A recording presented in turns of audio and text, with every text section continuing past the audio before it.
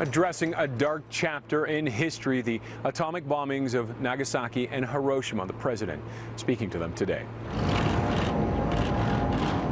Barack Obama becoming the first sitting U.S. president to visit Hiroshima. 71 years after those bombs were dropped, 240,000 people died in the attacks. While the president stopped short of an apology, he said the horrors of these killings must never be forgotten or repeated. Today, I spoke with a woman who now calls Toronto home, but lived through the Hiroshima nightmare. What was it like that day, August 6th? That day? Yeah. Well, I was 13 years old, grade 8 student at the girls' school. But on that day, I was not at school. I was at the Army headquarters.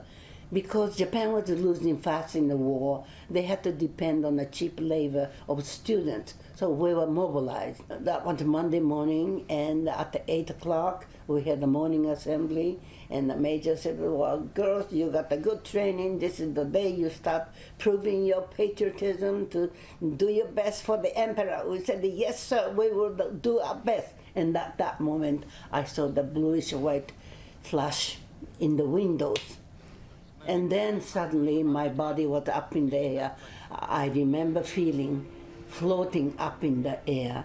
When I regained the consciousness in the total darkness and silence, I found myself pinned under the building and I could not move. So I knew I was faced with death. But the strange thing is, I never felt panic-stricken. I was serene and calm, facing death. Then I started hearing faint voices of my classmates. God help me, Mother help me, I am here. Then all of a sudden, from behind, somebody started shaking my left shoulder, and the strong voice said, well, I'm trying to free you. So keep moving, keep pushing, keep kicking, and you see the sunray coming from that opening. Move toward it, quick, and crawl. And that's what I did. And by the time I came to the opening, the building was on fire. That meant most of the girls in my group were burnt alive. Let's go back to the speech today, and he being the first sitting president to go to Hiroshima. How important is that for the survivors to see that?